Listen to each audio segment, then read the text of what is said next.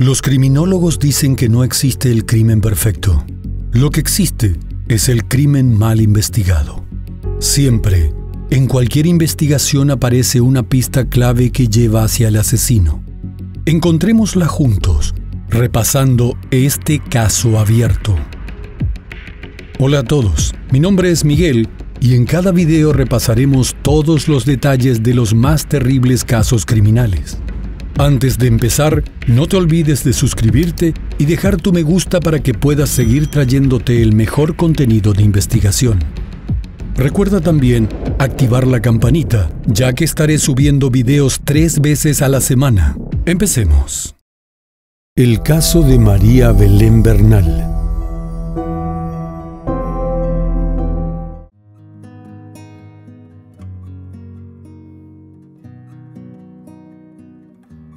María Belén Bernal Otávalo nació el 14 de marzo de 1988 en la ciudad de Quito, en Ecuador.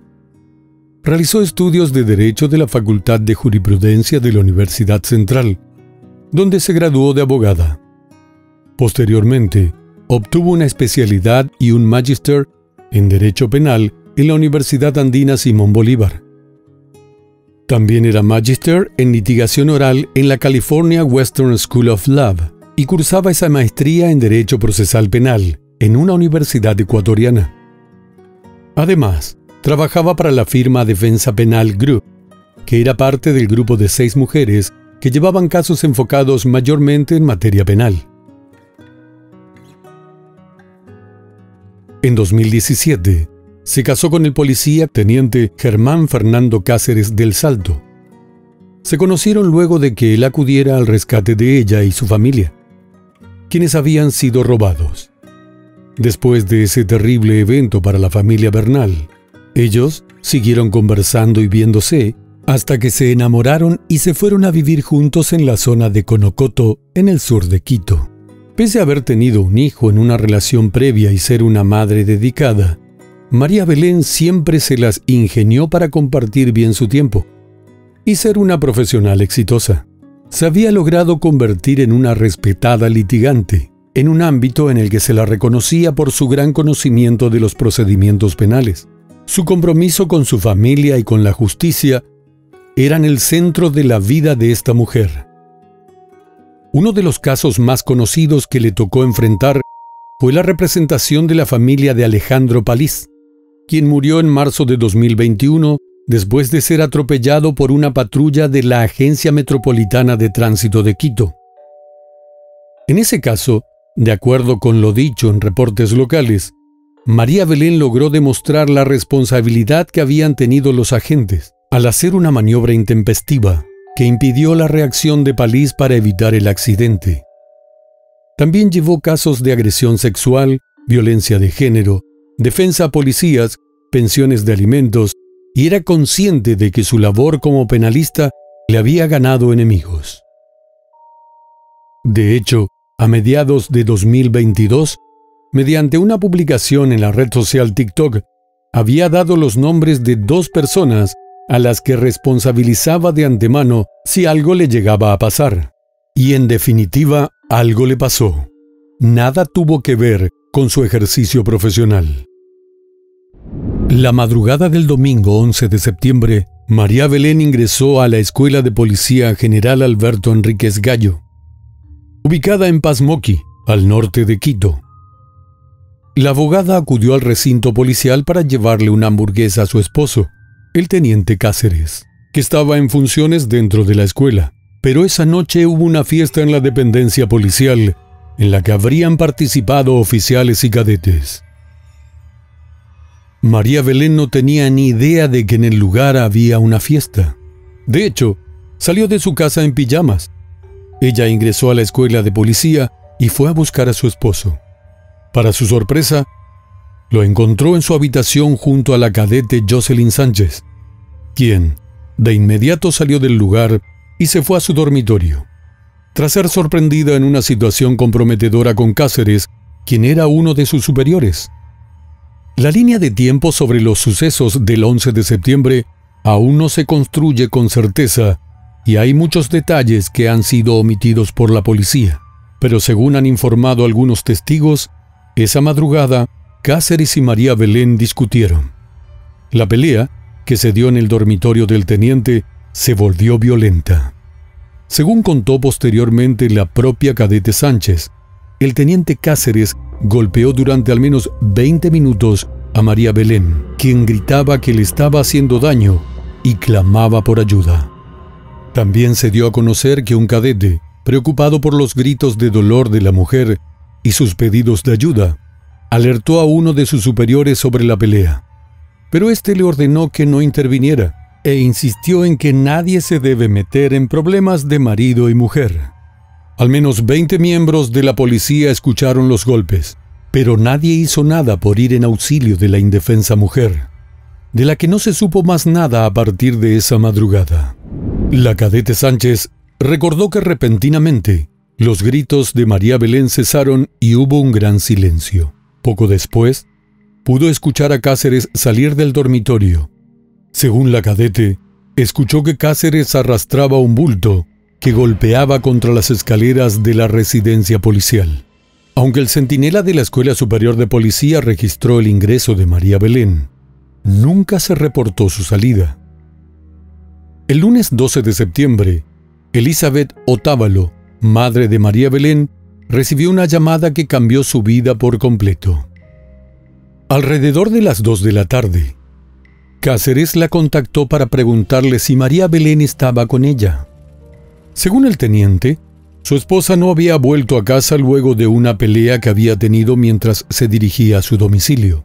En esa versión, Cáceres dijo que María Belén se bajó del auto en el que se movilizaban y tomó un taxi.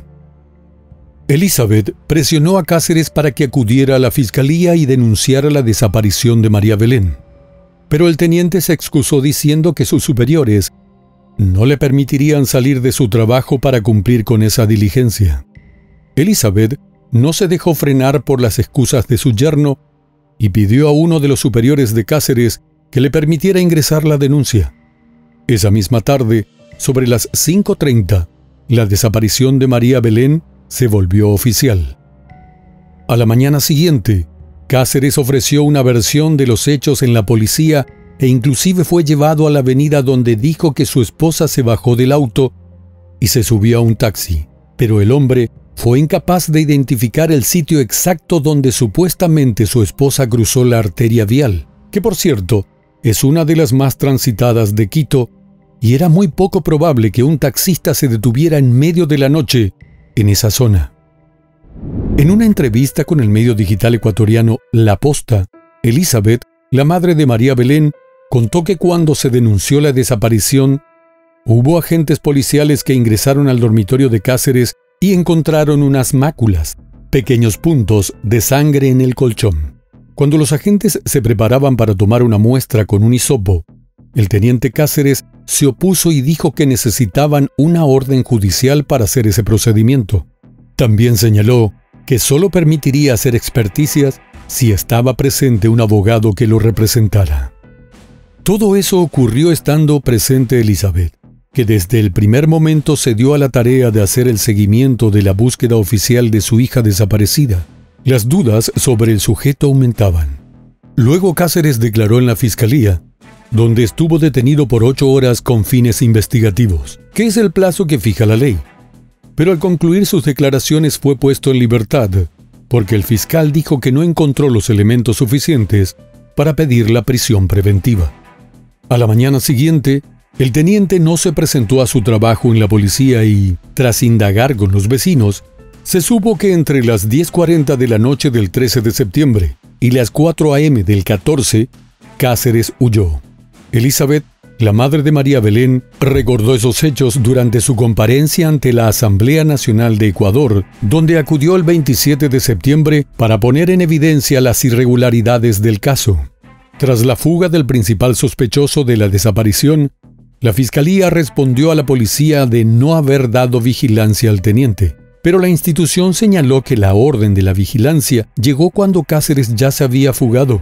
Para la madre, los cuerpos y entes que debían garantizar la seguridad y el debido proceso judicial fallaron y permitieron que el cruel hombre se fugara.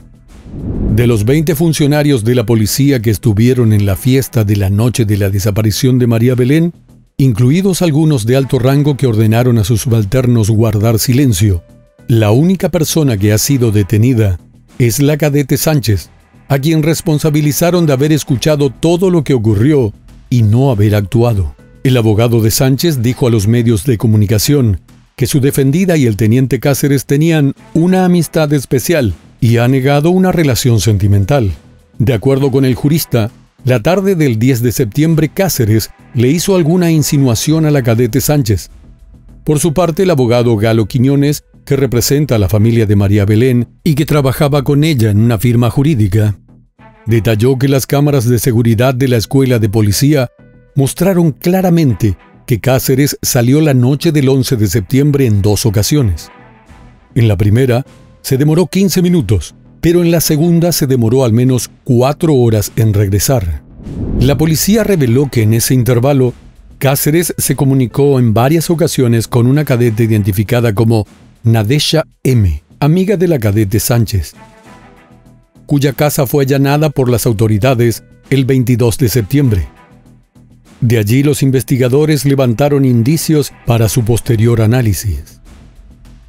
5 días después de la desaparición de María Belén, el gobierno ecuatoriano ofreció una recompensa de $20,000 para capturar a Cáceres.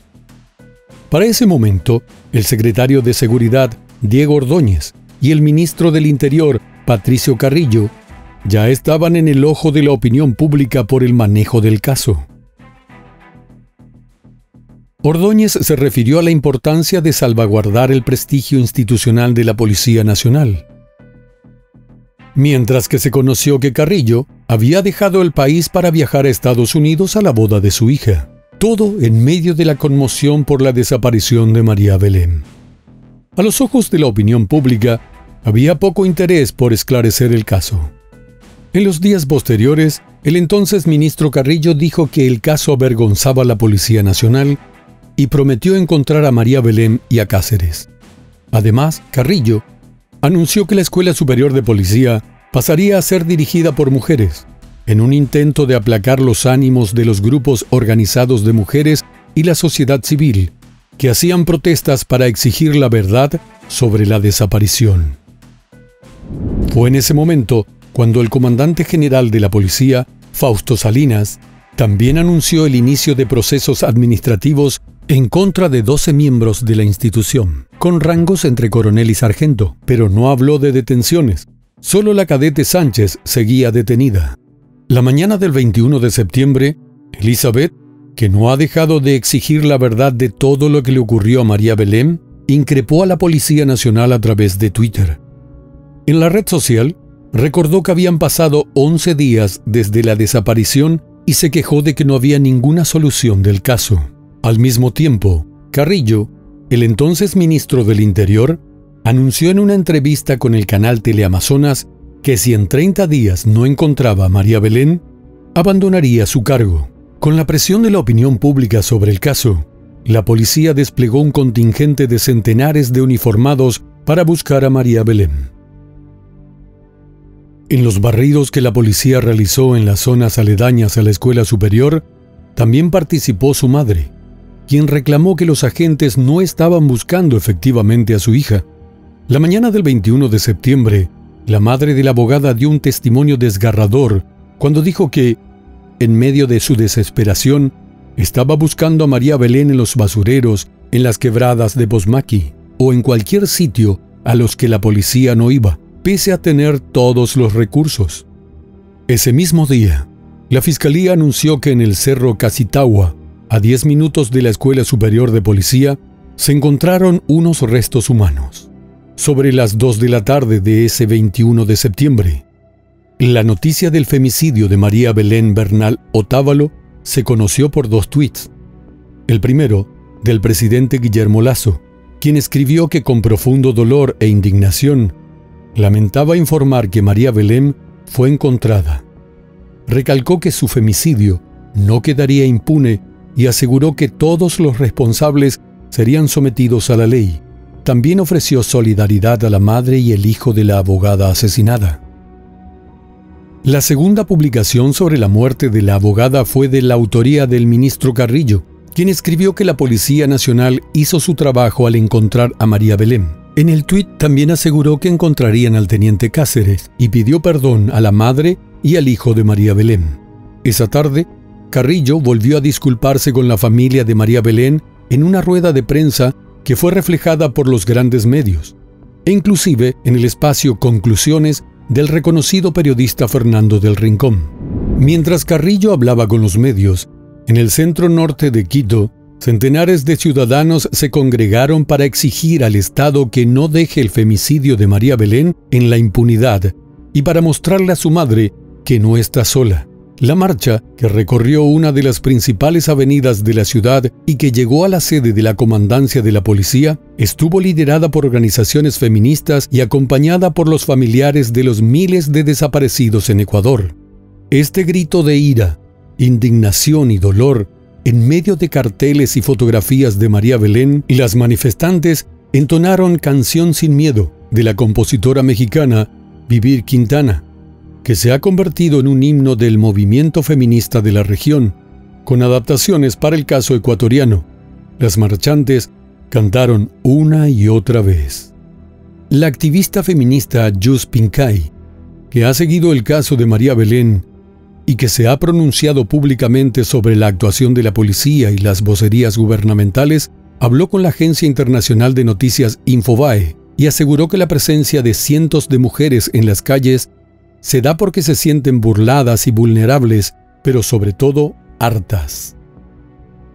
En un comunicado, 29 organizaciones feministas se declararon en movilización permanente hasta que se conozca toda la verdad sobre la desaparición y femicidio de María Belén, y rechazaron la versión del ministro Carrillo, que aseguró que el caso corresponde a un crimen pasional, minimizando todas las complicidades institucionales dentro de la policía que ocultaron la agresión, que no intervinieron y que permitieron la fuga del principal sospechoso.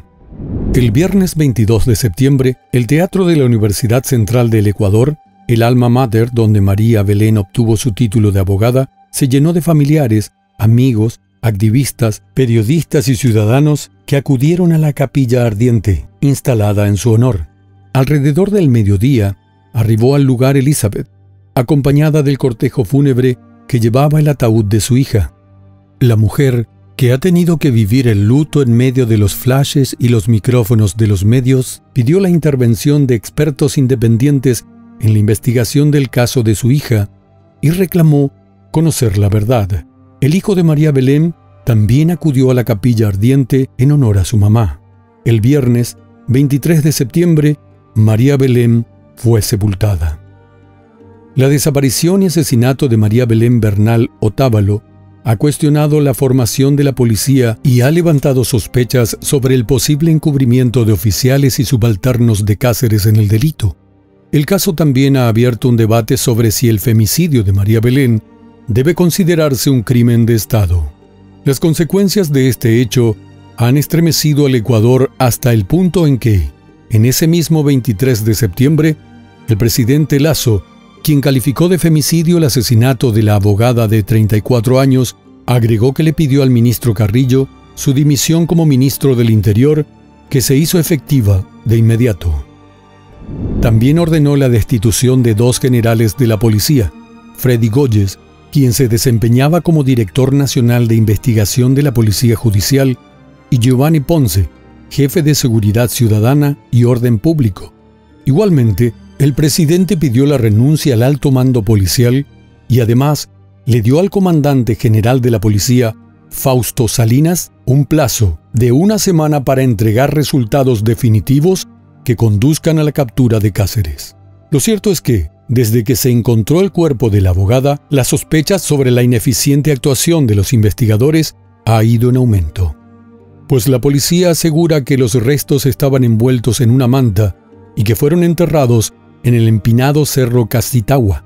Sin embargo, las fotografías del hallazgo muestran una frazada en perfectas condiciones, aunque siguiendo la versión oficial, esta tuvo que estar enterrada durante al menos 10 días con un cuerpo en descomposición.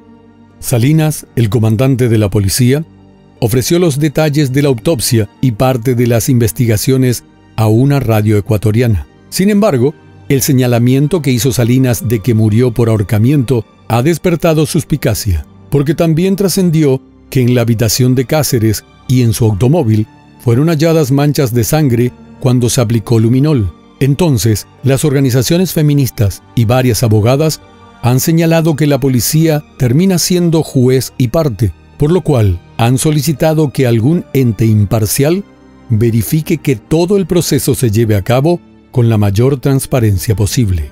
Mientras la policía tiene como prioridad encontrar a Cáceres y mientras se debate la responsabilidad estatal y se espera la llegada de expertos internacionales y la supervisión de la Comisión Interamericana de Derechos Humanos en la investigación del caso, la familia de María Belén está rota. Su madre ha asegurado que María Belén no puede ser un número más de los 206 feminicidios registrados en el país hasta el 3 de septiembre de 2022. Ante la Asamblea Nacional, ella pidió celeridad en el caso y transparencia en las investigaciones.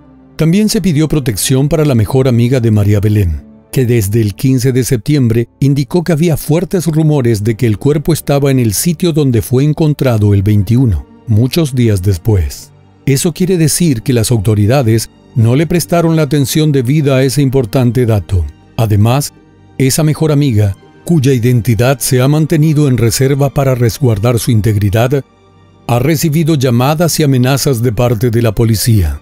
Los datos más recientes acerca del paradero del teniente Cáceres indican que el hombre abandonó Ecuador el mismo día que ni la policía ni la fiscalía quisieron detenerlo. Las cámaras de vigilancia de diferentes arterias viales ecuatorianas lo mostraron haciendo un largo recorrido en su motocicleta hasta la frontera con Colombia. En ese vecino país, continuó un viaje igual de intenso, que lo llevó hasta la ciudad de Medellín, que fue el último lugar donde se lo vio, según informaron medios de Colombia y de Ecuador, el pasado 5 de octubre de 2022.